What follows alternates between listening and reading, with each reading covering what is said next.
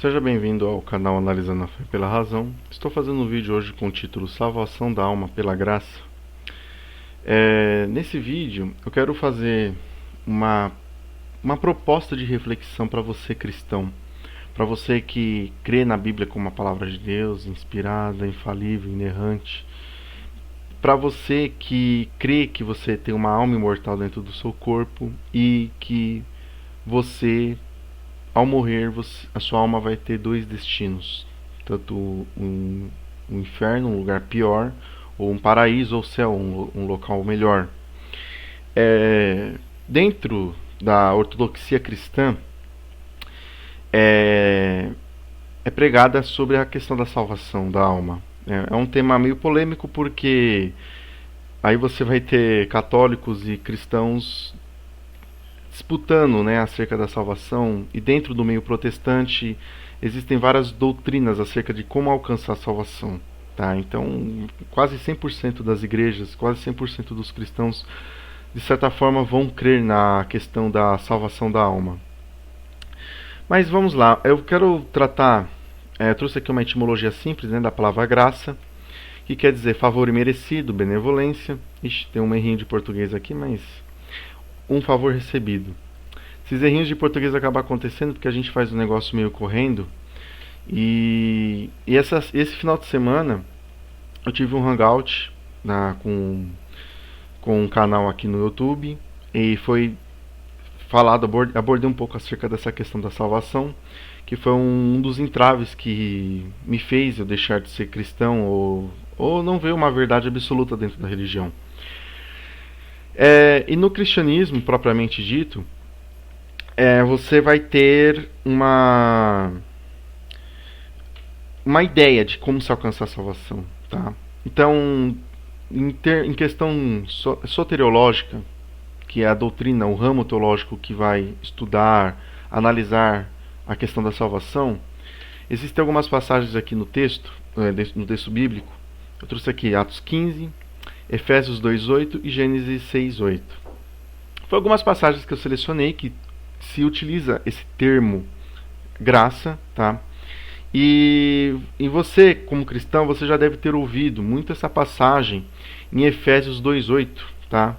Quando Paulo fala assim à igreja em Éfeso: porque pela graça sois salvos, por meio da fé, e isto não vem de vós, é dom de Deus, tá?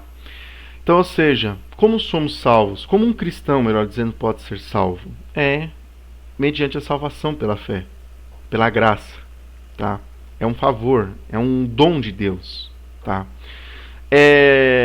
Há uns tempos atrás, eu percebi ainda quando eu era cristão, não, acho que depois que eu deixei meio que me confessar como cristão, eu parei para analisar uma coisa, que dentro dos evangelhos, você não vê Jesus falando sobre salvação pela graça.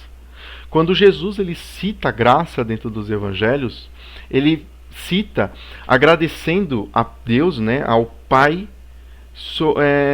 a oportunidade de estar realizando um milagre, um feito, tá? Operando algo legal ali, um milagre, um prodígio. Mas sempre que Jesus ele cita a graça, ele nunca cita sobre salvação da alma imortal. Quem vai citar isso aqui, ó, em Efésios, é Paulo. Então é uma coisa que você, como cristão, tá? Eu estou aqui te oferecendo uma análise. Você tem que andar pela sua própria mente, pelos seus próprios olhos. Porque isso, geralmente, salvação pela graça, você aprendeu na igreja. É o teu pastor, ou teu padre, ou teu apóstolo, ou bispo, ou patriarca, sei lá, quem é o seu líder religioso pode ter te ensinado. Porém, não foi Paulo que criou essa ideia de salvação pela graça. Essa ideia, a primeira vez que o termo dentro do Novo Testamento, o termo de salvação da alma é relacionado, graça é relacionado com salvação da alma, é aqui em Efésios, em Atos 15, verso 11. Quando no primeiro concílio da igreja, né, que é o concílio de Jerusalém, ali, que rolou entre o ano 49 e 52, mais precisamente entre 50 e 51 depois de Cristo, o apóstolo Pedro, ele diz o seguinte, ele declara, né? Mas cremos que seremos salvos pela graça do Senhor Jesus Cristo, como eles também. Então, ou seja, eu trouxe aqui um versículo isolado, tá? Mas eu vou comentar o contexto dessa passagem de Atos 15, tá? Essa passagem, ali você o cenário dessa passagem acontece no primeiro concílio da igreja cristã, que é o conhecido como Concílio de Jerusalém. Ele é o único concílio, tá, do cristianismo relatado dentro das escrituras, dentro da Bíblia Sagrada. Ele está em Atos 15, depois você pode ler com calma todo o texto de Atos 15. Se você não tiver enciclopédias teológicas, algum livro de teologia ou de eclesiologia que vai tratar sobre a doutrinação da igreja, você pode mesmo pesquisar aqui pela internet, tá?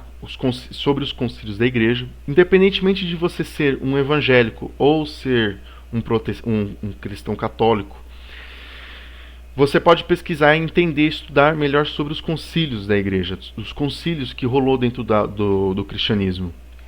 E aqui nesse concílio, o entrave desse concílio de Jerusalém foi sobre a questão de que ali, por exemplo, você já tinha ali em torno de uns 15 anos que Jesus ele tinha ascendido aos céus, de acordo com a Bíblia, e você tinha um entrave sério para ser resolvido. Por quê? Porque o evangelho estava sendo espalhado por diversos lugares e houve um embate entre os judeus e os gentios. Quem que é o gentio? O gentio era aquele que não fazia parte da nação escolhida, tá? Ou seja, não fazia parte do povo judeu. E a mensagem do evangelho estava chegando para esse povo, estava chegando para essas pessoas. Porém, os judeus falavam, mas espera aí, nós, como judeus, desde o nascimento, somos circuncidados. Porque dentro da Bíblia, se você estudar de Gênesis a Apocalipse na ordem canônica, na Bíblia, a circuncisão ela vai surgir ali a partir de Abraão como uma, podemos dizer assim, uma aliança que ele faz com Deus, tá? Então é instituída a circuncisão a partir de Abraão, e todos os nascidos ali da casa de Abraão, escravos, e toda a sua descendência posterior, eles deveriam ser circuncidados. Então, no caso, houve sim um entrave teológico ali naquele momento. Porque até então, Jesus, embora ele fosse circuncidado, ele não pregou que quem aceitasse o evangelho deveria ser circuncidado. Ele não deixou como uma prática de mandamento a circuncisão. Lembrando que a circuncisão, ela nunca teve uma referência sobre salvação de alma. Era uma aliança, era uma marca, uma lembrança de que a pessoa ali ela tinha parte com um único Deus. Por isso que a circuncisão lá em Gênesis 12 ou 13, eu não me lembro agora, o capítulo certinho lá em Gênesis, mas você pode conferir depois pela sua Bíblia, quando Deus institui a circuncisão para Abraão. Então, o concílio de Jerusalém, ele surgiu devido a esse entrave. Se resolver essa questão, se os gentios precisariam ser circuncidados para alcançar a salvação. Sendo que Jesus ele nunca falou que alguém teria que ser circuncidado para alcançar a salvação, e sim que a salvação, o acesso à vida eterna, era mediante ao cumprimento dos mandamentos. Então, aqui quem inventa o conceito de salvação pela graça na Bíblia é o apóstolo Pedro, tá? Aqui no Concílio de Jerusalém, descrito em Atos 15. Você pode ler depois com calma. E também, por fora, entender o porquê que esse Concílio de Jerusalém teve de ser realizado. Eu também aqui, para finalizar o vídeo, em Gênesis 6:8, eu trouxe um versículo aqui, ó, que diz o seguinte: Noé, porém, achou graça aos olhos do Senhor. Então, ou seja, achou graça. O que seria essa graça aqui em Gênesis 6? Que Deus, ele ficou, em Gênesis 6, quando fala acerca do dilúvio, Deus ele ficou insatisfeito com a situação de violência, extrema violência que a Terra se encontrava. E ele se arrependeu de ter feito a humanidade, e ele decidiu, devido à violência que o homem se encontrava, ele decidiu destruir a humanidade. Porém, dentre todas as pessoas ali que viviam naquela ocasião, Deus ele percebeu que Noé não deveria ser destruído. Ou seja, ele encontrou graça. Ele foi salvo do dilúvio, e não do inferno, não do propriamente do lago de fogo e enxofre ou do umbral, ou seja lá o que você crê que vem depois da morte. E sim, ele foi salvo do dilúvio. Então, Deus, por que ele achou graça? Porque Deus resolveu salvar ele e os da sua casa. Então, ou seja, foi salvo ele, a mulher, os 3 filhos e as 3 noras dele. E então aí o termo de graça não tem um tocante sobre uma alma imortal, tá? Então eu fiz esse vídeo, uma breve reflexão, farei outros vídeos citando esse assunto. Se você gostou, clique em inscrever-se, dê um joinha no vídeo, curta lá nossa página no Facebook Analisando a Fé pela Razão.